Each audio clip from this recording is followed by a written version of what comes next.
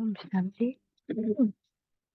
जनता की रूहानी सेवार्थ यज्ञ वत्सों की परिपक्व अवस्था। ब्रह्मा कुमारी ध्यानी जी जो फिर अम्बाला में ईश्वरीय सेवा में तत्पर है, लिखती हैं कि अब ईश्वरीय सेवा के लिए बाहर जाने का समय आ गया लगता था।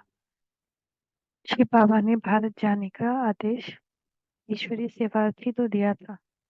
इधर ईश्वरीय विद्या को धारण करते हुए ईश्वरीय स्मृति में लवलीन रहते हुए यज्ञ वत्स जैसे ही परिपक्व हो गए थे, जैसे कि एक बीज पहले अंकुरित होकर कली और फूल के बाद फल रूप धारण करता है और तब बोने वाले की तथा जनता की सेवा के काम आता है।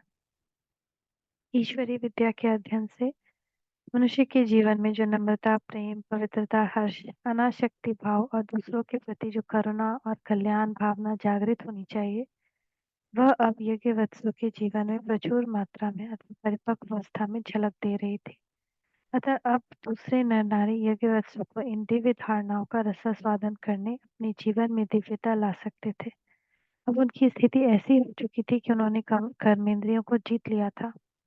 अब मुख का विषय अर्थात स्वाद उनके मुख को द्रवीभूत या लालायित नहीं कर सकता था।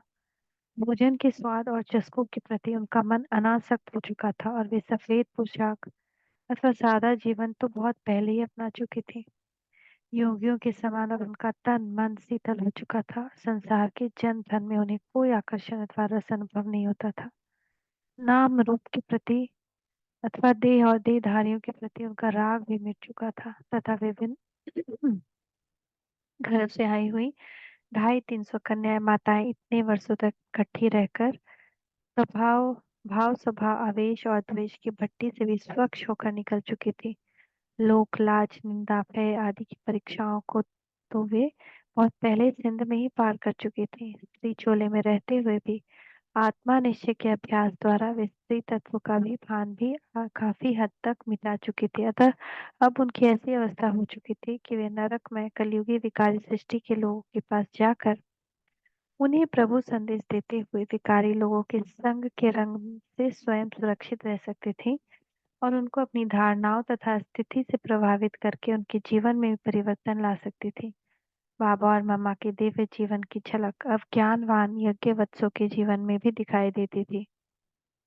जैसे सागर का जल सूर्य के प्रकाश और ताप के फलस्वरूप उड़कर आकाश में मेघ रूप धारण कर पर्वतों पर मंडराता है और फिर मैदान में जाकर वर्षा करता तथा भूमि को हरा भरा करता है और जन जन में सुख और खुशी देता है, वैसे ही समय अब आ गया था।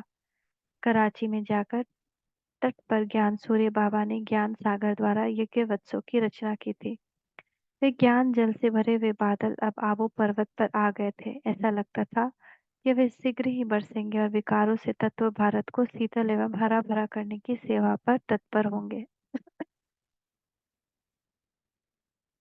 ईश्वरीय सेवा के लिए प्रशिक्षण। ब्रह्म कुमारी शांतामणि जी जो कि वर्तमान समय शांतिवन आबू रोड की संचालिका है, लिखती हैं कि यूं तो बाबा ने हैदराबाद तथा कराची में भी इस बात का प्रशिक्षण दिया था कि नए जिज्ञासुओं को कैसे समझाना और क्या समझाना। विशेषकर कराची में बाबा ने 4 प्रकार से मनुष्यात्माओं की ज्ञान सेवा करने की ट्रेनिंग दी थी। एक तो बाबा ने रूप और वसंत के बीच संवाद बनाने अथवा ब्रह्म कुमारी और फूला भाई के बीच वार्तालाप बनाने की ट्रेनिंग दी थी। मनुष्य के जीवन में ईश्वरीय विद्या की अथवा स्वयं को जानने की कितनी आवश्यकता है, पवित्रता रूपी धर्म का पालन कितना जरूरी है। आत्मा निश्चय के बिना मनुष्य जीवन जैसे पशु तुल्य है अथवा कौड़ी तुल्य है।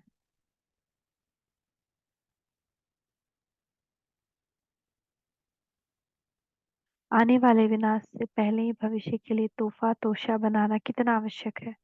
अंधश्रद्धा पर आधारित भक्ति से मनुष्य कैसे पतित होता आया है, ऐसे ऐसे विषयों पर संवाद बनाए गए थे। ये संवाद अथवा वार्तालाप छपवाकर अथवा साइक्लो स्टाइल करवाकर मंत्रियों तथा अन्य अन्य व्यक्तियों को निःशुल्क ही भेजे गए थे। इनसे यज्ञ वत्सों को एक प्रकार से यह ट्रेनिंग मिल गई थी कि भूले भाई अथवा ज्ञानी द्वारा कौन सा प्रश्न पूछने पर क्या उत्तर दिया जाए। जिज्ञासु के प्रश्न सुनकर उन्हें ईश्वरीय ज्ञान समझाने की रूपरेखा स्पष्ट कर दी गई थी। दूसरे मन अथवा विकारों पर विजय कैसे प्राप्त की जाए, जीवन की पहेली को हल करने की कैसे विषय के स्वराज्य की चाबी हमारे हाथ लग सकती है। आत्मज्ञान और परमात्म ज्ञान में क्या अंतर है? भारत का प्राचीन ऊंचे से ऊंचा योग क्या है? हठ योग एक कर्म संन्यास तथा सहज राजयोग संन्यास में क्या अंतर है? एक सेकंड में मन को कैसे वश में किया जा सकता है? विषय का अनादि बाइस्कोप अथवा ड्रामा कल्प कैसे फिरता है? आने वाली महामारी महाभारत लड़ाई कैसे एक गुप्त वरदान है और उसके पीछे बैकबोन कौन है? आदि आदि विषयों पर भाषण करने की ट्रेनिंग भी दी जा चुकी थी। इसके अतिरिक्त ग्रामोफोन रिकॉर्ड के गीतों को बजाकर उनका अलौकिक एवं दिव्य अर्थ यानी आत्मिक दृष्टिकोण से अर्थ करने का अभ्यास भी कराया जा चुका था। इससे यह शिक्षा मिली कि कोई व्यक्ति यदि लौकिक अर्थ में भी कोई बात करे तो यह केवल उस बात को मोड़ कर उसे आध्यात्मिक विषय बना लेते। उदाहरण के तौर पर मान लीजिए कि गीत में एक पद आई, जब तुम आए थे खुशियां भी आई, खुशियां भी आई, खुशियां भी आई। गाने वाले ने चाहे इस लौकिक अर्थ से गाया हो, परंतु इसका आत्मिक दृष्टिकोण से यहाँ अर्थ लिया जाता है कि आत्मा परम पिता परमात्मा को कहती है कि हे बाबा, जब संसार में धर्म ग्लानि हुई और आप आए तो हमारा मन की खुशी का ठिकाना न रहा। इस प्रकार के अर्थाभ्यास से यज्ञवत्सु को यह ढंग आ गया कि वे मनुष्यों की सांसारिक बातों को मोड़कर उन्हें भी आत्मिक चर्चा का रूप दे सकते थे और संगीत को लेकर उसका ऐसा कल्याणकारी अर्थ करके मनोरंजक तरीके से उन्हें ईश्वरीय ज्ञान दे सकते थे। इसके अतिरिक्त कल्पवृक्ष, सृष्टि चक्र, रुद्रमाला और वैजयंती माला के चित्रों पर सृष्टि के आदि मध्य अंत के भेद समझाने, ज्ञान भक्ति वैराग्य के रहस्य स्पष्ट करने, परमपिता परमात्मा की जीवन कहानी और अवतरण का समय समझाने की भी बाबा ने शिक्षा दी हुई थी। इसके अतिरिक्त लिटरेचर छपवा करके जनता में बांटने की तथा विशिष्ट व्यक्तियों को पत्र लिखकर उन्हें पत्र के साथ ईश्वरीय साहित्य भेंट करने की सेवा तथा विशेष विशेष अवसरों पर उन्हें पत्र या तार भेजकर ईश्वरीय संदेश देने की सेवा भी बाबा ने सिखा दी थी। इस विषय में ब्रह्मा कुमार चंद्रहास जी, जो कि वर्तमान से माउंट आबू में ईश्वरीय सेवा में तत्पर हैं, लिखते हैं, समाचार पत्रों तथा रेडियो द्वारा ब्रह्मा बाबा को ये तो समाचार मिलता ही रहता था कि कौन विशिष्ट व्यक्ति क्या कर रहा था, संसार में क्या हो रहा था। तब बाबा उन विशिष्ट व्यक्तियों को पत्र या तार भिजवाकर उनका भी कल्याण करने, उन्हें ईश्वरीय संदेश तथा शिक्षा से परिचित करने अथवा उन्हें ईश्वरीय यज्ञ के किसी कार्य में सहयोगी बनाकर उनका भाग्य भी उच्च बनाने की कोशिश करते थे। उदाहरण के तौर पर जब ओम मंडली हैदराबाद में थी तो ब्रह्मचर्य व्रत लेने के कारण कई कन्याओं पर उनके पिता अत्याचार करते थे और उन्हें विकारी विवाह करने के लिए बाध्य करने की कोशिश करते थे। कई पुरुष वासना के लिए अपनी पत्नी पर सितम ढाते थे। अतः अन्य लोगों को भी पवित्रता के ईश्वरीय संदेश आदि से परिचित कराने के लिए तथा अन्य कन्या माताओं के बचाव के लिए कुछ उपाय करने के लिए बाबा ने कुछ पत्र लिखवाए थे। उनमें से एक पत्र पशुओं पर होने वाले अत्याचार की रोकथाम की संस्थान के प्रधान मिस्टर आर पिकट को 23 जुलाई 1937 को भेजा गया। उसमें बताया गया कि किस प्रकार 15 वर्षीय कन्या गोपी को उसके संबंधी ने एक कमरे में 4 दिन ताले में बंद रखा और उसे खाना नहीं दिया और उस कन्या के भाई ने उसे बहुत ही निर्दयता से मारा। इस प्रकार लिखकर प्रधान को कहा गया कि पशुओं की तो बात एक और रही, मनुष्यों पर देखो कितना अत्याचार हो रहा है। इसके साथ ही सुझाव दिया गया कि मनुष्य जाति पर हो रहे अत्याचारों की रोकथाम के लिए भी कोई कदम उठाना चाहिए कि अगर उनकी संस्था केवल पशुओं पर होने वाले अत्याचार की रोकथाम के लिए कार्य करती है तो एक दूसरी संस्था बनाना चाहिए जो कि मनुष्य जाति पर हो रहे अत्याचार की रोकथाम के बारे में भी कुछ ठोस कार्य करे।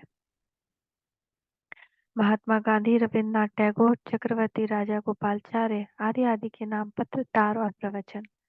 बाबा ने महात्मा गांधी जी को वर्धा में तथा कविराज रविन्द्रनाथ टैगोर जी को भी एक पत्र से संलग्न करके ज्ञान मूल्यों की प्रतियां भेजी थी। उन प्रवचनों में तत्कालीन परिस्थितियों पर तथा आने वाली समय पर प्रकाश डाला गया था और वास्तविक स्वतंत्रता कैसे प्राप्त हो सकती है तथा आत्मानुभूति की आवश्यकता कितनी आवश्यकता, समाज में नारी का क्या स्थान होना चाहिए, इस बारे में भी ईश्वरीय महावाक्यों का उल्लेख था। महात्मा गांधी जी उन दिनों सत्याग्रह, अनशन और सिविल नाम आर्मी आदि को अपना कर अंग्रेज सरकार के विरुद्ध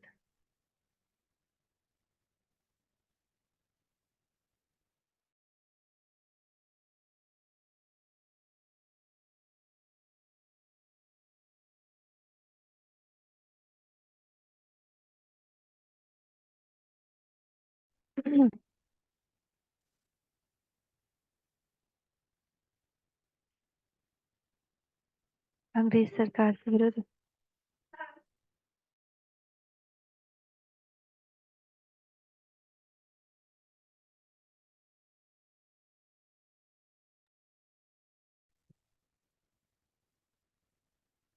तब भी बाबा ने एक तार मार पकड़ा तो उस तार प्रति राजा गोपालचार्य आचार्य कृपलानी जी तथा गोपाल देसाई को भी भेजी गई थी। उस तार में लिखा था, प्यारे गांधी जी, अनशन और सिविल नॉन कॉन्फॉर्मी आदि हठ योग के विभिन्न रूप हैं। पूर्ण स्वराज की प्राप्ति ईश्वरीय ज्ञान और दिव्य साक्षात्कार के बल पर हो सकती है। आत्मिक बल से ही विज्ञान बल को जीता जा सकता है। वर्तमान समय धर्म ग्लानि का समय है। अब परमपिता परमात्मा फिर से आदि सनातन देवी देवता धर्म की स्थापना कर रहे हैं। यह महाभारत युग है। बाबा ने केवल भारत के राजनीतिक नेताओं तथा विशिष्ट एवं सामान्य लोगों को परमपिता परमात्मा के अवतरण की तथा सत्युग की हो रही स्थापना और कलयुग के होने वाले विनाश के बारे में भी संदेश दिया था, बल्कि उन्होंने अंग्रेज सरकार के अधिकारी को भी अभय होकर स्पष्ट शब्दों में यह सत्यता बताई, ताकि कल को कोई उलाहना न दे सके कि प्रभु इस सृष्टि में आए परंतु हमें सूचना भी न मिली और हमें उस परमपिता ने निमंत्रण भी नहीं दिया। इस कर्तव्य की पूर्ति के लिए बाबा ने इंग्लैंड की प्रिंसेस एलिजाबेथ को बंकिंग पैलेस लंदन के पते पर भी पत्र भिजवाए। देखिए तो, यज्ञ माता द्वारा लिखवाए गए पत्र। एक पत्र में निम्नलिखित पंक्तियां कितना स्पष्ट संदेश दे रही है। प्रिय बहन, इस पत्र के साथ मैं आपको आत्मानुभूति के विषय पर कुछ प्रवचन संलग्न करके भेज रही हूँ। कल पढ़ते हैं कि उन्होंने क्या प्रवचन लिखा। ओम शांति, ओम शांति, ओम शांति।